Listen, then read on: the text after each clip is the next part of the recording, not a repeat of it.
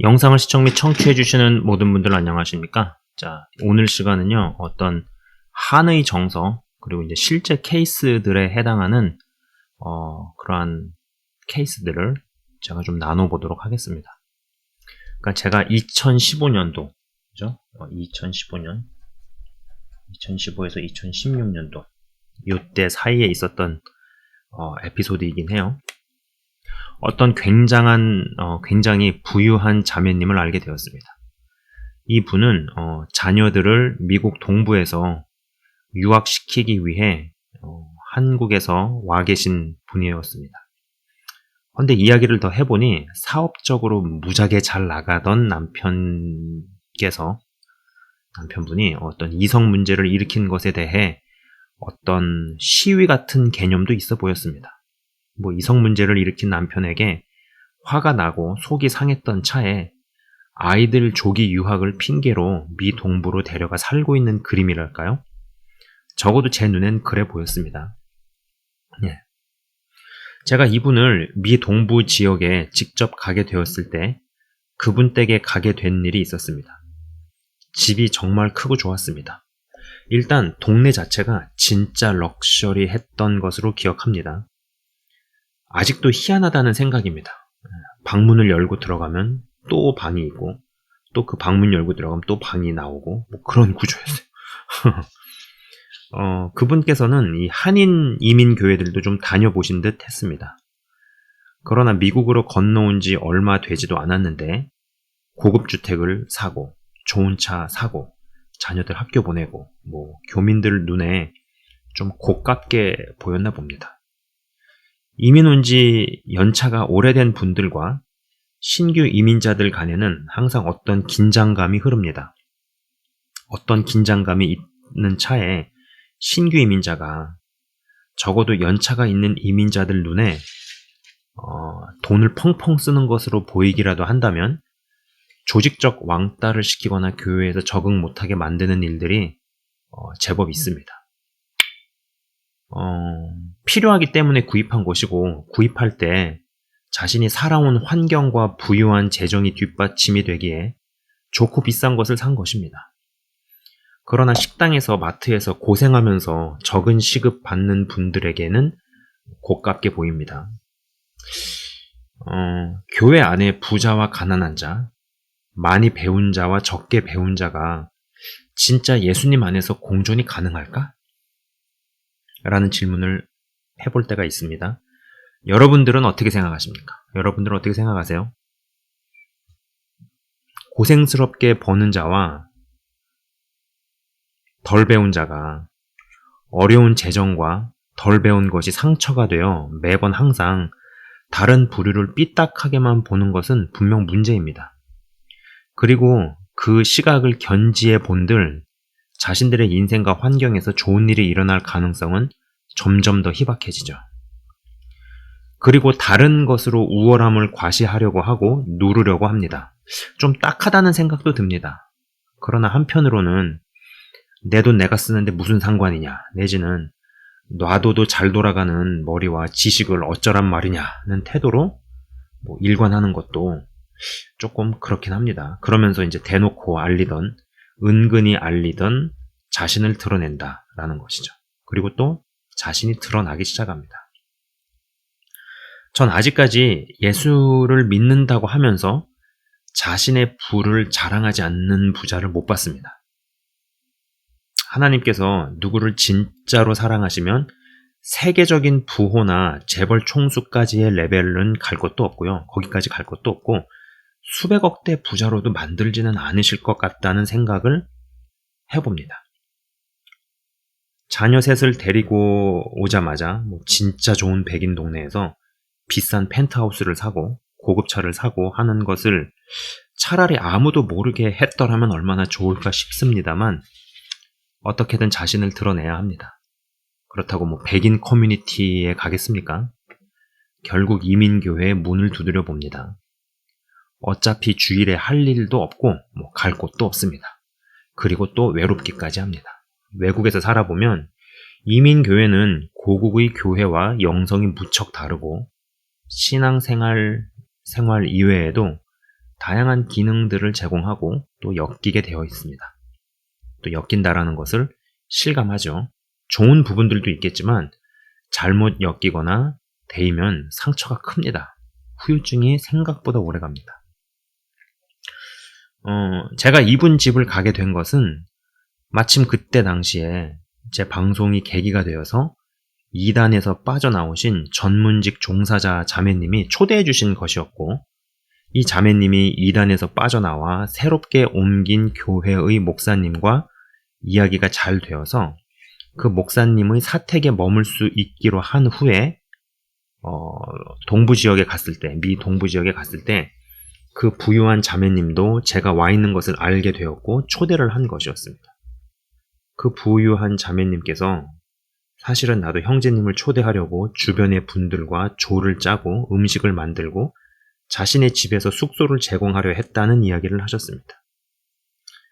이때 당시만 하더라도 저는 굉장히 좋게만 생각하고 뭐 좋은 게 좋은 거고 그렇게 하여간 좀 되게 단순했어요. 지금도 많이 단순한 편인데 그때는 더 많이 단순했었던 것 같습니다. 그리고 또 이제 이분이 어쩌다가 내 영상들을 보았나 싶은 궁금증도 생겼습니다. 그리고 신앙도 상당하다는 생각을 꽤 했었습니다. 예. 실제로 이런저런 신앙 서적들이 집 여기저기에 많이 있었고요. 애지간한 교회, 또 단체, 기관들에 대해서도 상당히 많이 알고 계셨습니다. 그런데 남편분이 청각장애가 있음에도 부동산으로 크게 사업을 일으키는 데 성공을 했고 청와대에도 불려가 자문을 할 정도였는데 교회는 다녀도 자매님과 영적인 이야기가 통하거나 대화는 어렵겠다는 생각이었습니다. 교회를 다닌다라기보다도 뭔가 좀 다녀준다라는 그런 느낌?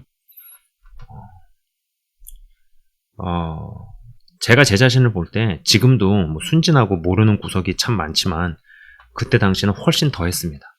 언젠가 신학교에서 정기적으로 상담을 할 때 상담 선생님에게 이러한 이야기를 했더니 그분이 집에 방이 많다고 해서 초대한다고 해서 그 집에 머물려고 했느냐고, 진짜로 그 집에 머물려고 했느냐고 반문하셨던 게 기억에 남습니다.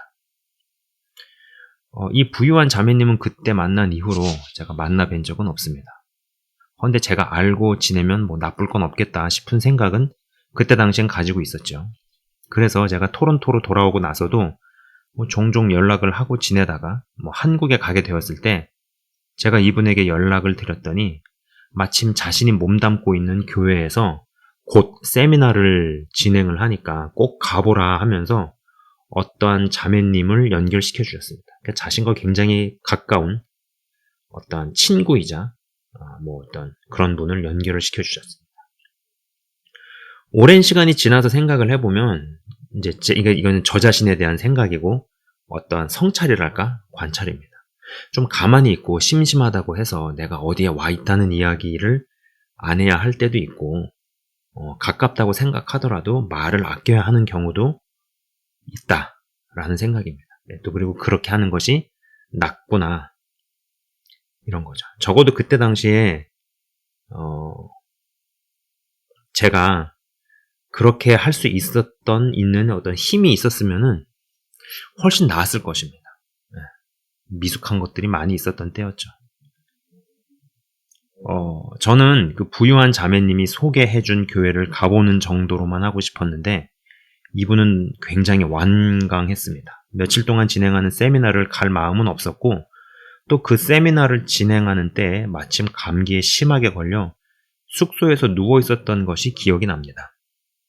이 일을 발단으로 그 부유한 자매님이 화가 난 것인지 자기 말을 안 들어서 삐진 것인지 잘은 모르겠습니다만 더 이상의 연락은 되질 않았습니다. 이 일이 있기 전에 그분은 저에게 교회 개척에 대해서도 이야기한 적이 있습니다. 만약에 재정적으로 누군가에게 큰 도움을 받아서 교회를 개척을 하거나 운영을 한다면 나는 하나님의 종이라기보다는 인간의 종이 되겠구나, 될 수도 있겠구나라는 생각도 좀 많이 해보게 된 것 같습니다. 이분이 그래도 사랑의 상처가 있었어도 신앙이 있고 자신을 다스립니다만 사역자에 대해, 목회자에 대해 무언가를 얼마든지 투영할 수 있다라는 생각, 투영하는 것이 가능하다는 생각입니다. 만약에 사랑을 갈구하는 대상으로 남편이 아닌 목회자나 사역자를 그 위치에 놓는다고 생각해 보시기 바랍니다. 여기에 사랑이 좌절되고 한은 맺혔을지 모르나 재정이 빵빵하다고 생각해 보십시오. 또 거기에다가 사역자가 이 모든 것을 알아보고 이상한 머리를 쓰거나 의도한다고 상상을 해보세요.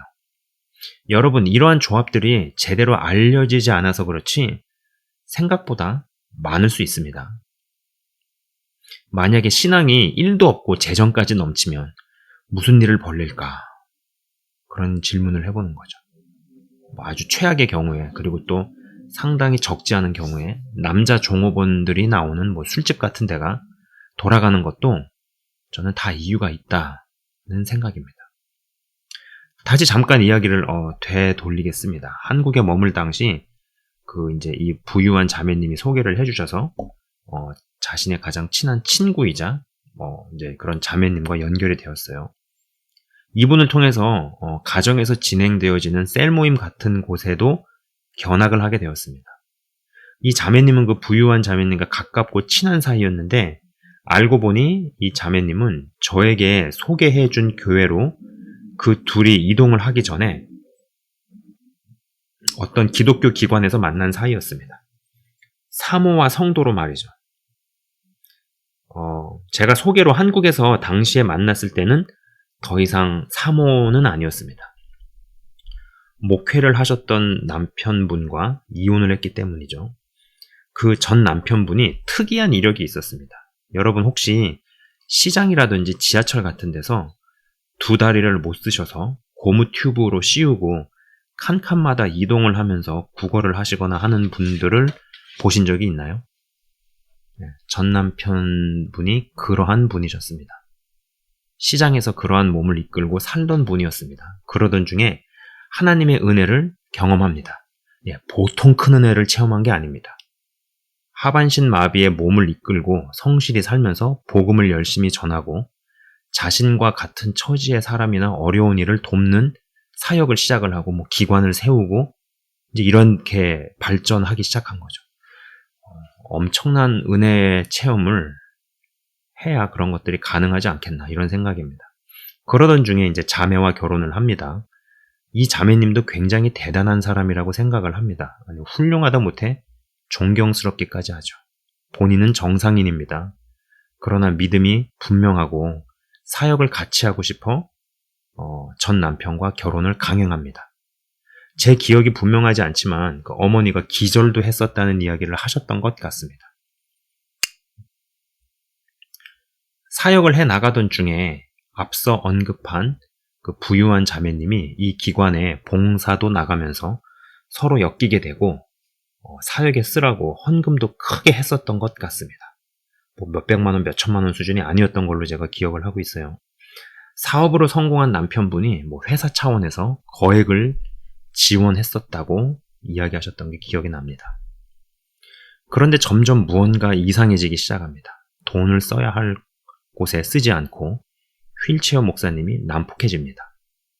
무언가 물리적인 행사도 경험한 듯 싶었습니다. 사역 대상자들이 시설에 있지만 그냥 방치되는 것 같습니다. 전 이 휠체어 목사님이 얼마나 한이 많을까 싶습니다. 이 정도의 한맺힘은 보통 케이스가 아니리라고 확신을 합니다. 거의 전쟁 고아에 맞먹는, 거기에다가 여기에 하반신을 못 씁니다. 성령 체험을 아무리 세게 했어도 마음 관리가 얼마나 힘들었을까 싶습니다. 저는 이러한 때 후원금이 상당히 들어올 때 차라리 사역을 좀 줄이더라도 자신을 관리하고 내 안에 있는 어떤 한맺힘이 어떤 특정 괴물을 만들어내지 않도록 어떤 조치를 예방과 보호 차원에서 썼더라면 어땠을까 싶습니다. 성도들이나 후원자들이 이해를 조금 해줘야 할 것입니다. 단순히 후원금을 사역에만 써야 한다 라는 데서 조금 유연해질 필요가 있다라는 것이죠. 개인적인 용도로 어떠한 다른 곳에 좀 쓰더라도 이러한 한맺힘으로 인해서 더 큰 사고가 발생하거나 하지 않을 수 있게끔 잘 다스리고 잘 넘길 수 있을 때 쓰는 재정이라면은 그것도 저는 사역에 쓴 것이다 라는 생각입니다. 한맺힘으로 알 수 없는 분노가 치밀거나 그 외의 이상 충동들이 올라온다면 아내 되셨던 분과 더 나누고 여유있게 후원금도 들어오는 만큼 아내와 같이 할 수 있는 마음을 누르고 다스릴 수 있는 어떤 것을 찾았더라면 얼마나 좋았을까 싶습니다. 장애가 있는 것을 알고도 결혼을 하신 자매입니다. 충분히 그런 역할을 잘 하실 수 있었을 것이다 라는 것이죠. 이러한 목적을 위해서 후원금을 좀 개인적인 여행에 쓰던 상담에 쓰던 좋은 것을 사고 먹는 데 썼다면, 그리고 그렇게 함으로써 어떤 한맺힘이 폭발하지 않고 잘 다스리고 넘겨지게 된다면 저는 그 후원금은 잘 쓴 돈이라고 생각을 합니다. 여러분 그렇지 않나요? 이혼 이후에 그 휠체어 목사님이 시사 고발 프로에 등장하는 것을 봤습니다. 상당한 후원금들이 어떤 동남아 지역의 유흥이라든지 이상한 데 쓰였습니다. 기관에 있는 사람들은 방치가 오래되고 돌보지를 않으니 몸에 욕창이 생깁니다. 막 악취가 나고 어디가 썩어 들어가고 이런 거죠. 그건 당연합니다. 써야 할 돈이 유흥비로 도박비로 쓰이니 어쩔 수 없는 일입니다. 모든 증거를 가지고 고발 프로 PD가 마이크를 들이대면서 질문을 하니까 어버버합니다. 무슨 말을 하는데 앞뒤가 안 맞고 이상한 말을 짓거립니다. 몸과 정신이 분리돼서 마치 무슨 유체이탈 화법을 구사하는 것 같습니다. 그러면서 황급히 어디론가 휠체어로 이동하는 모습이 화면에 나옵니다. 네, 이러한 것들이 기억이 납니다.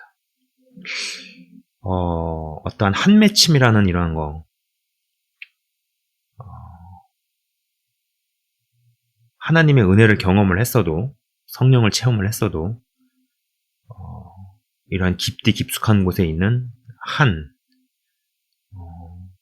하나님께서 다 고쳐주시면 좋겠지만, 만져주시면 좋겠지만, 어떠한 부분들은 가지고 살아야 하는 이러한 부분들이 있죠. 그러한 부분에서 잘 다스리고, 그리고 잘 예방을 하고, 그러한 목적에 충당이 되고 그러한 목적에 합당하다면은 또 개인적인 어떠한 상담이든 여행이든 또 어떠한 구경이 됐든 관광이 됐든 아니면 좋은 것을 사고 먹고 하는데 좀 쓴다라는 것을 통해서 그런 한맺힘에 끌려다니지 않고 조금 그거를 다른 방향으로 돌리고 잘 넘기고 잘 다스리는데 먹힌다면은 저는 거기에 쓰이는 그러한 재정이나 후원금은 바르게 잘 쓰이는 것이라고 생각을 합니다.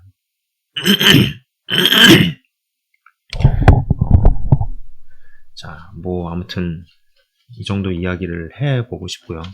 제가 실제로 보고 접했던 케이스들 중에 조금 나누어 보았습니다. 제가 잠깐 기도하고 마치도록 하겠습니다. 하나님 아버지 감사합니다. 정도의 차이는 있겠지만은 어떠한 해결되지 않는, 그러나 계속적으로 어떠한 내 안에서 쓴내를 풍기거나 쓴물이 올라오게 만드는 그런 뿌리들이 있습니다. 그리고 어디에서 그것이 발동이 되어서 어떠한 상황과 어떠한 환경에서 우리를 굉장히 힘들게 하는지 모르는, 또 힘들게 하기도 하는 이러한 뿌리들, 쓴 뿌리들, 한맺힘, 하나님 아버지 잘 다스려 나갈 수 있게 하시고, 그리고 한 번의 성령 체험이 신앙의 완성으로 마냥 이어지지 않사오니 아버지 하나님 방심하지 아니하고 정말로 나 자신을 잘 지키고 보호하며 예방하고 방어할 수 있는 다방면의 어떠한 것들을 잘 형성시키고 만들어 나감으로 말미암아서 주님 어떤 한이 맺혔다 하더라도 그것에 의거해서 조절이 안 되고 제어가 안 되고 절제가 안 되는 일이 없도록 저희를 인도하여 주시옵소서. 아버지 감사합니다. 성령의 9가지 열매를 다 맺는 저희들 되기를 원하며 확고하고 단단한 기반 위에서 균형을 갖추면서 더욱더 정진해 나갈 수 있도록 믿음의 장성한 분량까지 자라나갈 수 있도록 인도하여 주시옵소서. 감사합니다, 주님. 예수 그리스도 이름으로 기도드리옵나이다. 아멘. 지금까지 시청 및 청취해 주셔서 대단히 감사합니다.